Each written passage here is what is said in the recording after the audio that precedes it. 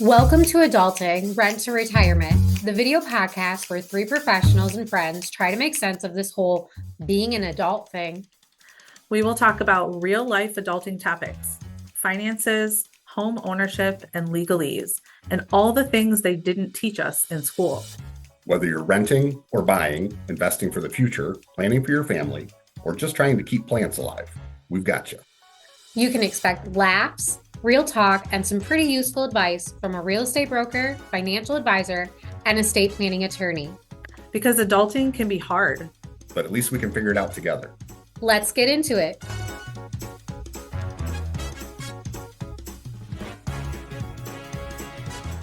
Welcome to Adulting, Rent to Retirement, a podcast where we explore real life adulting topics. I'm one of your co-hosts, Katrina Hofstetter, and today we're going to dive into a real estate topic. We're going to talk about how to make buyers fall in love with your home. Joining me are my co-hosts, Ashley Smith. She's a realtor and broker with Oasis Realty, and Dan Malcolm, a financial planner with Sequent Planning. Dan and I often have clients who are looking to sell their home, and this information is pretty helpful for them as they prepare for this process. So I'm going to turn the mic over to our real estate expert and my co-host, Ashley Smith. Let's jump in. All right. So it's right now, it's spring and it's busy season. So a lot of people are listing, and a lot of the questions that I get when I talk to people are, how do I best present my house? How do I make people fall in love with it? So just some tips today on how to do that. The first thing we want to look at is personal items. I get a lot of questions like, should I take the pictures of my family down? Should I take out my decor? Should I get as much of my stuff out as possible? And so you do want to, if you are able to, I do think it is nice to have a little bit of decor in the house. You know, if you've seen well-staged houses, but I do recommend taking down most of your family photos, if not all of them. You want people to be able to envision their family living there, but also I think it's kind of a security, like my preference, I wouldn't want pictures of my kids all over a house that strangers are walking through. I don't know you. I don't really want you looking at my children. Um, so taking down those personal items, but leaving up, some cute little, if you have a cute sign in your laundry room that is up that kind of just makes it a little more homey, leaving those types of things up. But the biggest thing is, especially when you're doing pictures, when you have showings coming, is getting all of your personal items off of your kitchen and bathroom counters. I think that that's really important because nobody wants to see your toothpaste, or you don't want your counter to look small because you have your KitchenAid and your pancake griddle and all of the things that you use, your air fryer, all that piled up on your counters. So keeping all of that minimalized is really going to help have better pictures, but also when people are walking through, it's going to make your space look bigger. So that's number Can I ask one. a question about that? Sure. Okay. So, and we just went through this. So a You lot of did. this is, familiar and we did those things. Um, the personal items, I feel like it's easy. You're going to pack them up, right? So you just put them in a box and maybe they end up somewhere. But what do you suggest that people do with the things that are on their counters that they are going to need until they have to move? I mean, the toothpaste and the KitchenAid and the coffee maker, and I get putting them away and making it look less cluttered. But what do you think is the best way for people to put them somewhere, but then be able to pull them right back out when they need them? Yeah. So like I really like using like Rubbermaid tubs or just like plastic tubs, especially in the bathroom. You just pile all the stuff in there, slide it, underneath the sink, or if you have like a linen closet, or even if you don't have those things, you can just put it in your bedroom, slide it in your closet, and then when the showings are over, you can pop it right back out into the bathroom on the counter, and then just put all the stuff back in there, pop it out. For the kitchen stuff, most of those items are going to be larger, so putting them in a Rubbermaid tub isn't going to make sense. So I just say tuck it underneath anywhere that you can. But for things like around like your living room and stuff too, you've got dog toys and kid toys, and like kids have left clothes everywhere. usually recommend grabbing like a laundry basket that you can just throw all that stuff in, and you can either tuck it really quick in a closet, or if you are getting ready to head out for a showing, throw it in your car with you, bring it back in when you're done. So those using like a tub or a laundry basket is going to be the easiest way to like throw all those things in and take tuck them someplace where nobody can see them, and then you can pull it right back out when you get back to your house and need to actually live in it. Right. So is there any concern that if you just go throw things in a container somewhere and put them in a closet, then the closet looks cluttered? Because people, I'm sure, are gonna, like, I do that. I go look in closets, like, how big Yeah. is it? Or what's the I setup? So is that less I of a concern? I definitely think closets are less of a concern. Most of Okay. the time, you don't want your closet to seem small, but most of the time, people are going to expect to see stuff in there. It's a Okay. closet. I'd much rather see it as a realtor walking through your house. I'd much rather see it in a closet than on the countertop, because my client's not necessarily going to be like, I envision that I can put this and this and this in this closet, but they are Right. going to be thinking about their countertops. Is it enough space for them? Are they going to have enough space to bake and do the things that they want to do? Yeah. Okay. Cool. So I have a question as well. Sure. Um, how do you how do realtors make those pictures look so big? So like Wide angle lenses. They wide angle lenses. Yeah, it is a little bit tough. I think especially with AI and stuff right now, photography is definitely can be deceiving. And I think, we as realtors have to have an ethical line, a wide angle lens to make a room look wider than it is. It's a little bit deceiving, but it's not truth, we're not altering the photo in any way. But then right now we're getting into discussions about, people putting in furniture in photos, or, taking things out of photos, making the grass greener, those types of things, that can be done with photos. An ethical realtor would not be okay with that. So, because you don't want to have people come to the house and then be disappointed that none of those things are true. So, there's a little bit of a gray area there, I think, with the wide angle lenses. But, um, I mean, we're not technically altering the photo, so everybody's kind of just gotten used to them. But yeah, rooms can definitely look a lot bigger in pictures than when you get there, for sure.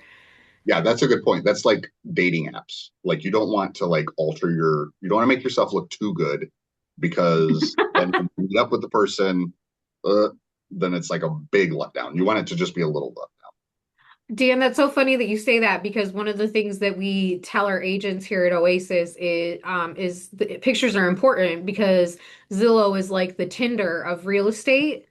So I Yeah. love that you use that analogy, because we use it all the time too. It definitely Zillow, Realtor.com, the pictures that you take are definitely like a dating app. And that is a really good point. You don't want to show up to dinner and find out, Got whoa, catfished. that was not what I was expecting. A few years ago on this topic, Aubrey and I were buying a house and we were selling the house we were living in. We were going to buy a new house and we were like, it seemed like everything was very, very repetitive as it is now. Um, but like we saw houses and we would like them. And then like in the few days it would take us to like plan a visit, there would be an offer. And so we were starting to get really discouraged. And so one night I was looking on my own, which is probably not a good idea. But I was looking on my own on like realtor.com or Zillow, and I found this house. And based on the pictures, I texted my realtor at the time and said, make an offer right now, sight unseen. And she said, no. She said, I've walked through this house and I will not make an offer until you see it in person. And I was like, oh, fine, whatever. And so we went, and yes, the house was nothing like the pictures. And they didn't even have AI then, but like there was a floor that was like had like waves in it. It was really bizarre. Yeah, and that's good advice for, I know we're talking a little bit about sellers, but that is good advice for buyers. I know that especially in the competitive situations, it can be time sensitive. If you aren't available to look at the house in person, asking your agent to do a virtual tour, like I take my phone all the time and just walk through the house so I'm getting eyes on it and can kind of point out anything. And I take some video and FaceTime if they're available so I can show them what they want to see. If they're not available, I might just take video and send it to them. But even just having your agent walk through and being able to tell you, like, hey, the foundation's crumbling or the ceiling is, got water damage, which are things that you may still want to offer. But, I think it's really important with the way pictures can be a little misleading, and especially as we get more and more AI and photo altering software, that it's important to have somebody physically go into the house on your behalf. So that's great that your agent was able to be like, no. Yeah, and I would add to that that having a reputable active agent like yourself as my realtor um, is very helpful because this was way before I knew you. Otherwise, I would have been using you years and years before I met you. But I'm quite sure that you also would have already gone through the house because you're so active.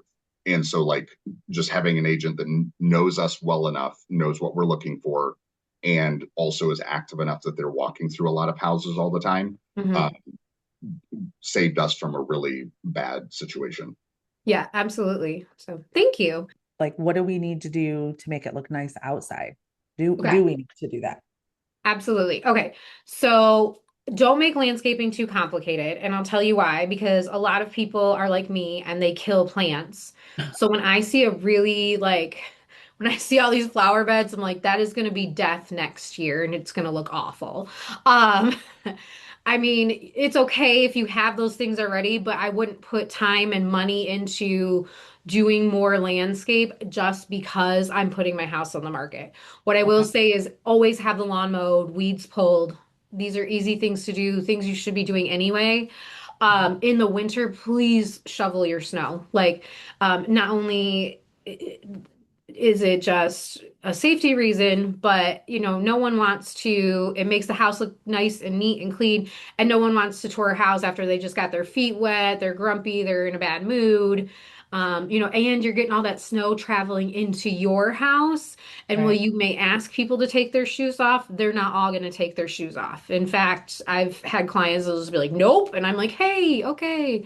Um, it's a tough one. So the other thing that I will say, I'm a huge pet advocate, as you guys know, and I love finding housing for pets. So I will always root for them, but please make sure if you have a dog, clean your backyard or wherever the dog goes to the bathroom, because there's nothing that's going to turn people off more than when they step in dog poop while they're looking at your house. Um, and they do want to walk out into the backyard. They do, maybe they're cutting across to the garage or going to look at your fire pit, and you don't want them to have to be tiptoeing through, you know, piles through your backyard. So on the exterior, those are the things that I think are really important to obviously, if you've got moss and stuff, maybe getting a nice power wash before putting your house on the market. But most of the time, the basic things you can do, keep the lawn mowed, pull up the weeds, especially like in the sidewalk cracks and stuff, and clean up after your pet. What about, you said take the personal things off the wall inside. What about, I have a lot of stuff out in my yard, like garden flags and little garden gnomes and those types of things. Does that have the same effect where we want to be pulling those things out of our landscaping for the same reason we do it inside? Maybe if the gnome is really creepy. Oh, Um, I'm just he's kidding. cute. He's I was so like, cute. Um, cute do you gnome. actually have garden gnomes? I I don't feel do, like I've ever noticed them. but I do. I have I think they're gnomes. Yeah, they're gnomes. They're Do they like, have the hat? yes. Okay, then Like, they're so gnomes. I have one on my desk. That's an interesting life choice, Katrina. Um, Anyways, yes, I have garden gnomes, but they're cute, not creepy. So those things are like cute little lawn decor. I don't think that you would have unless you have like 47 gnomes in your yard, then I would definitely scale that back to maybe like one or two. But like one or two little garden things sitting around is again just going to be more like a staging effect to kind of Sure. accentuate cute points. If you have some large space, I don't know what you would have that would be large that would like have your kids' names on it or something, then I might Yeah. like kind of move or get rid of that. But I can't imagine what that would be. So Okay. yeah, I think you're good on the yard stuff, as long as you don't have an overwhelming amount of gnomes. Okay. Um, so that's tips for the exterior. I would say for the interior, a couple other things that I get asked about a lot are should I paint? Should I redo the flooring? One thing I like to let people know, some people will be like of the mindset like, oh, well, the new people are probably going to want to paint it their color or they're going to want to put the flooring in that they want to put in. And that is a good point. But also people really want to be able to just move right in. Like they Mhm. don't want to have to take a week to paint and put in new flooring. So I think that if you have the opportunity to put in neutral stuff, neutral flooring or paint things neutral, that is always a good idea. Especially in the living spaces. I feel like there's more wiggle room in the bedrooms, because you're not showing those off to people. Yeah. Maybe if there's a pink, one of your rooms is pink because you had a daughter, the next people might have a daughter that loves that color. So that's a little bit different. But the living areas, you want them to be neutral so that people can feel like they can just move right in. And if they want to paint it later, they can paint it later. But I definitely think that, if you're deciding, like, should I tear up this carpet? The next person, it's gross. The next person might want, hardwood floors instead of new carpet. Those are really tough questions to answer. And some people will even put in like carpeting allowances and stuff. But my thought process has always been that the majority of buyers that I find are people that want to move in right away and don't want to have to deal with the time and the money that it takes. Like even if you give them a carpeting credit or a flooring credit, they still have to take the time, and that credit may not cover everything. And I just think if you can put neutral flooring in and get the living spaces painted to a neutral color, it's going to be your best bet to sell. And when I say neutral color, that is not pink. I bought a house that said it was a neutral color, and I walked through it during the day. It was very light pink, so I didn't notice. And then when I finally closed on it and was there at night, realized the entire house was pink, Wow. but I thought it was white. So neutral color, white, off-white. Grays are, everybody was really in love with gray for a few years, and now that Yeah. has really, and I'm sad because that's the color of my house, so I need Ryan to repaint it. That's my husband, everybody. Um, but we're seeing a lot more beige, and grayish right Huh. now. So Did you say I was beige and just green? going to ask you that. grayish, Oh, it's like a grayish? gray beige, Ugh, but like greens, very light, like greens are also really popular right now too. You're seeing more earthy tones like my for shirt. sure. I would also prefer to be um to move into a house that's just ready to move into. Yeah.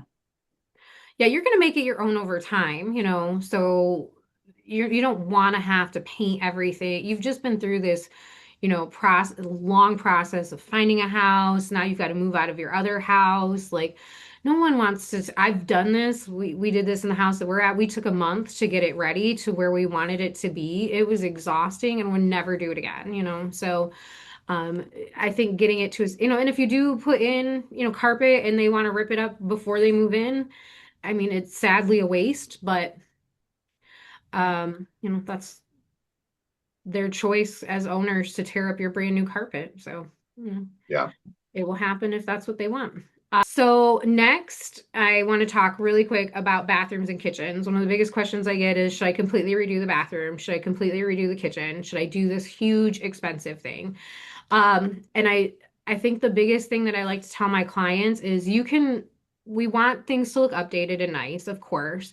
But one of the things that you need to know is that when you do these large renovations, they are not going to add that same value to your house. So Right. if I tell you, Katrina, that your house is 300 worth $300,000 and you're like, okay, but I'm going to redo the kitchen and that's going to cost $30,000, so let's price it 330. I'm going to tell you, okay, let's price it 305. Right. You're not going to get that value back in the cost in what you're able to sell your house for. It's just not there. People expect a house to have a kitchen. People expect a house to have a bathroom. So it doesn't matter how much money you put into them. It's just not Yeah. increasing the value of the house the way that you want it to. And it will increase the marketability of the house. It'll make the pictures look better, which means more people are going to come look at it. It will make more people want to offer on it when they walk through because they'll be like, wow, I love this kitchen. Yep. But it's not necessarily going to increase the value of your home. So, I've had people who are like, I just put a $12,000 driveway in, so my house should be like $12,000 more. And I'm like, houses are supposed to have driveways. I don't know, that didn't increase the value of your house. So when you're coming to those big projects, bathrooms and kitchens, getting it clean, making sure appliances work, those types of things are going to be more, and making sure, everything looks nice are going to be more important. And that's the same with like furnaces, hot water heaters, roofs. Those are not necessarily going to increase the value of your property, but it is going to help a lot when you go to inspections and everything is functioning. You're not going to have people talking you down on price because your major appliances and roof and stuff have issues.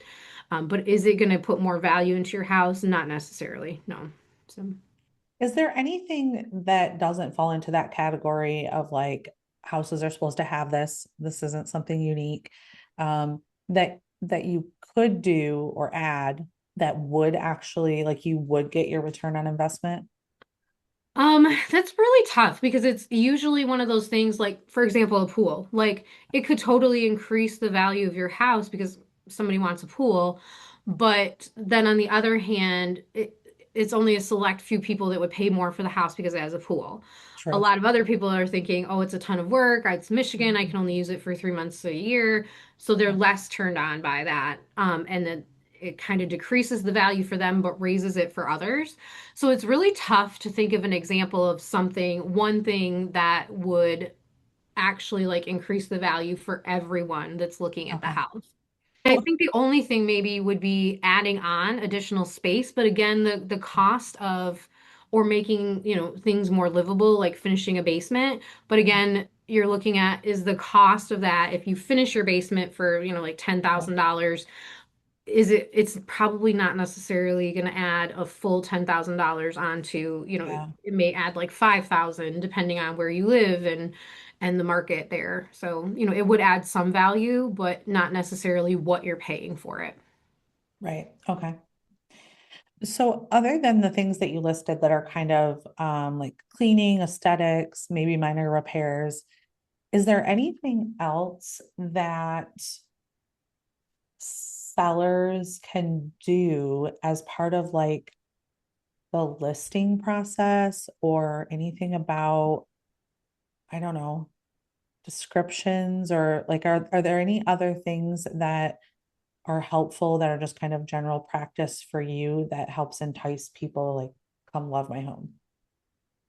Um, I think a lot of times sellers get bogged down with like the personal details of, what their family did in this space and things like that. So just keeping to facts, keeping very neutral is very helpful. Filling out your seller's disclosures as honestly as possible is helpful. Even if it seems like it's going to deter people, I think it's much better for people to know that information going into it rather than finding it out later. It can be a time waster and a money waster for everybody. So those are the things that I think just sticking to facts when you're talking to your real estate agent about your house. That we have air conditioning, not, well, this room is where my daughter was born and lived, and so this is a great room for kids. Like, okay, cool. Um, those things are not going to be helpful to the description, but saying like new AC, that's going to be helpful to the description. So. Right. Okay. That's helpful. This is good stuff. And lastly, I want to say that the biggest thing I think you can do to make buyers love your house is price it correctly. Um, it is so common to, you have an agent who has experience, who's walked through hundreds of houses, whether it's myself or another agent, in the same neighborhoods with similar features and stuff. We're seeing these things every day. While we're taking buyers through, we're looking at listings every day. When you ask us to, research your house, we're going through and looking at comps and all of these pictures. And one of the things that happens, I would say probably with 50% of the people that I talk to on listings is they tell me that the price that I want to list it for is wrong. It should be it's worth Yeah. more. And sometimes that's because they've seen the house down the street go for more. Sometimes it's because Zillow has told them it's worth more. Sometimes it's because this is where I raised my family. It's definitely, it's priceless. Um, and it's really, I know these things are hard, like pills to swallow, but it's just really important to listen to your real estate agent because once you have had the house on the market for, a few weeks, people start to go, because it's priced too high, people start to go, what's wrong with that house? Yep. And once buyers start saying what's wrong with that house, it gets harder and harder and harder to sell. And you can do Yeah. all the open houses that you want and you can stage it and do all these different things, but at the end of the day, if it's not priced right, you're really hurting yourself. Um, so it's just really important. Your agent has experience. I would definitely say listen to them, Yep. because you don't want to stigmatize your property as there's something wrong with it because you insisted on listing it higher, thinking I can always lower the price in a few months when it doesn't sell for what I want it to. Because by then buyers are like, must be Yeah. something wrong with it since nobody else has offered on it. So keep Yeah. that in mind when you're trying to decide how to price your house and how to I, entice buyers. I think the other issue that you run into, and we faced this on the buying end, if you really, really overprice it, it's not going to meet the appraisal requirements. Like a lender may deny financing because it's too overpriced. So, and the obviously the appraiser is going to know that, but that's really where you come in first. Like you don't want to let your seller get to the point where they have to bring it down because it doesn't even meet appraisal. Um, you're going to know Absolutely. you're going to know roughly what it's going to come in at. So, Yeah, and that is a good point, Katrina, and I appreciate you bringing that up because yes, if it you can list a house that I value at 200,000, you can list it at 300,000, but if that appraiser comes back and says it's only and you get an offer for 300,000, if the appraiser says it's only worth 200,000 unless your buyer has cash, a lender isn't going to lend that money. So no no, matter what you think your house is worth, it's going to matter what the industry thinks that house is worth and if you're going to be able to get that loan. And, from a buyer perspective too, I always warn my clients if they're like, I just love the house, I'll pay anything for it. I'm like, you're going to spend money on inspection, you have to pay for that appraisal, and I really don't think this is going to value. I don't yeah, think it's going to come back where you need it to be. So if you don't have the cash to pay the difference, I don't want you to waste your time and money on this. So it's really important to, find an agent that has experience or, um, that you can even pay to have an appraisal done if you disagree with your agent so much. If you're like, no, they're totally wrong. I mean, it's sad that you don't trust somebody, you're working with somebody you don't trust to know the right. market, but you certainly can. There's a lot of great appraisers out there, and I've had clients do that, not necessarily because they didn't trust me, but they just wanted to get it right the first time. So they're like, let's just get a second opinion. Um, and make sure that we get this sold as quickly as possible. And sometimes too, like Katrina, you probably experienced this, you have estates that have like three or four siblings that are all disagreeing. One thinks, Yep. okay, let's listen to the realtor, and the other one thinks, no, no, it's mom and dad's house, it's worth $1 million. And that's a Yep. great time to get an appraiser to come in and tell you and give a second opinion to back up the realtor's opinion as well. So Yeah. Yeah. I would say another issue that I see a lot related to that is, especially with estates or trusts that are selling property, sometimes the houses are still full of stuff. And sometimes it is, you know, there's no value to it. It maybe needs to be donated or thrown away. And sometimes there are items that still have value that the family needs to take away. But the trust or the estate might not be in the position to dispose of those things. And so there could be a situation where maybe a house has to be sold as is, or it's going to be maybe an auction situation, and those types of things are really going to bring the cost down, like the marketability of the property. And I see that a lot where um, it's hard to get those multiple family members to understand that while the house in its best condition with nothing in it, all cleaned up, might go for X, unless you're going to come in and clean it all out and get it to that point where you're going to pay somebody to do that, we might be having to sell it based on its condition. And that's really going to affect the price. Absolutely. Yes, that is something that will definitely impact as well. So spot on there. Yeah.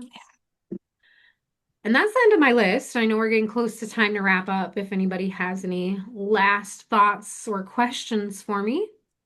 Well, one other question for you, Ashley. So, what do you think about people putting out at the open house, um, like utility bills, so that people can see like over the last 6 months, this is what the utilities have run, and or if you're in a situation where you've recently done, well, I guess really you've done any improvements to the house. What about putting like out the roofing paperwork or Yeah. the paperwork showing you just put in a garbage disposal? Yeah, I think the paperwork showing the improvements that have been done, especially if there's like warranties involved and stuff, is really nice to have out. Not necessarily just at open houses, but leaving on your counter for showings. If you have a showing coming up, just throwing it on the counter so that the buyers can look through it. I see a lot of and tell my sellers as well to like, you can make a list of the improvements that you've done. It may or may not make a difference to the buyer, but it can't hurt. In regards to utility bills, I don't think that there's any harm in putting them out. But I always tell my buyers when they're looking at them to take them, to remember that they're, I don't know what word I would say, subjective, I guess. Is that the right word? Yeah. Because if a house has one person living in it, one person flushing a toilet, one person who has one light on in one room every night Yep. and keeps the house at 65 degrees versus you're going to be moving in with five kids, teenagers who are constantly flushing the toilet. Everybody's taking a shower every day, hopefully. You know how teenagers are. You're going to be doing way more laundry.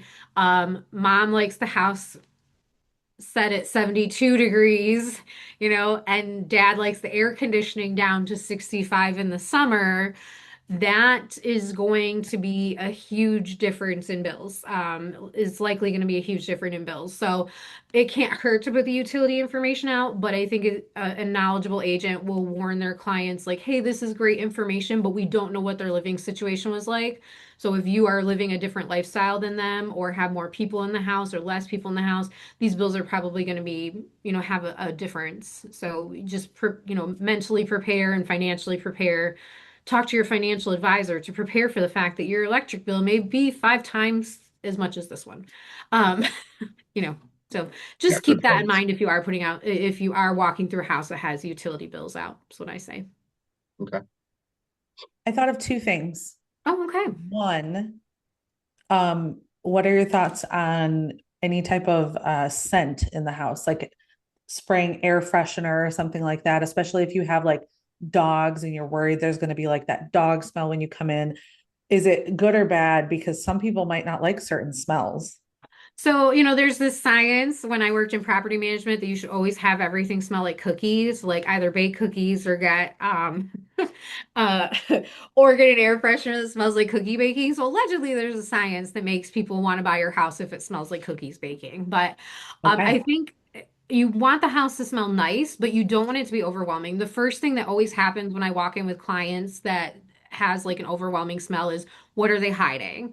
So Yeah. that's always a concern. If you have pets, things that neutralize the odors, like, Nature's Miracle, or if you're not familiar with what an ozone machine is, it's something that oxidizes your carpet and takes the smell out of it. If you are going to use one of those, please be very careful because you're not allowed to be in the house or have your pets in the house while you're using it, but Okay. it can neutralize odor. It's what we used in property management all the time, and it's like a miracle worker. It gets out cigarette smoke, things like those things as well. You definitely want the house to smell nice or at least neutral, Neutral. not Yeah. have a smell. But I also feel like when you do an overwhelming amount of scents, it can one irritate some people who have allergies to that, and two make people think, what are you hiding? So either very light, scent or no scent at all is going to be the best way to go. But there are ways to get those pet smells and cigarette smells out in Yeah. a more neutral way instead of just spraying Febreze everywhere. So. Right. The second thing, you kind of already touched on it, snacks. So like as a seller's agent, do you put snacks out? Like, is there a little plate of freshly baked cookies? Like, are those things that are encouraged that are going to help? Or do people come in and they're like, I don't know who baked those. I don't think I want to touch them. Yeah, so I don't think it hurts to put out things like candy and cookies. I don't think I've ever had anybody go, man, I'm gonna buy this house because I got a fresh baked cookie at it. I don't love it on a personal level. Like I wouldn't do it at my house because the thought of your kids, no, not one of your kids specifically. I love all of your kids, but even my own kids, like walking through a house, eating a chocolate chip cookie and Yes. leaving all the crumbs behind and chocolate smeared on the wall. And like maybe there's another showing coming up next and they're going to be like, why is there poop on this wall? Because my kid rubbed chocolate chips all over your wall, you know? Yeah. Those are things and that's going to bring me to one other big point before we wrap up. Those are things that I think about, or like people just leaving trash through your Yep. house and crumbs through your house. I don't love it. So I don't typically, every now and again, I'll have like a themed open house that will have food, but I Yep. always run it by my seller first because I think it should be up to them on their comfort level of having people, or maybe having like handing people stuff as they're leaving. Like, here's a pre-wrapped fresh baked cookie for you on Right. your way out the door, to make the house more memorable with like maybe a sticker of like the house on it. That could be Yeah. cute, but I don't love people walking through houses with food and um I wouldn't do it myself personally, but I ask my sellers how they feel about it before I make that decision because it's their house and they need to be comfortable with it. So Yeah. Okay. but that made me think, talking about poop on the wall, sorry, made me think of one other thing. Please flush your toilets before you leave your house for Oh showings, no. especially if you have kids. I don't know if you have kids like my kids, but Yeah. make sure those toilets are flushed before you head out. If you have a showing that's coming by and you want to make your house appeal to buyers, flush your toilets. That's what I've got for you. And that's Okay. the note we'll end on. I think that's a wrap. Agreed. And that's a wrap on this episode of Adulting Rent to Retirement. Thanks for hanging out with us. We hope you've learned something, laughed a little, and feel slightly more prepared to adult today. If you like what you heard, be sure to subscribe, leave a review, and share this podcast with a friend who needs this in their life. If you have questions for us or topics you would like us to cover, hit us up. We love hearing from you. And don't forget to join us next time for more real talk, bad jokes, and actually useful advice. Until then, keep adulting, or at least pretend to.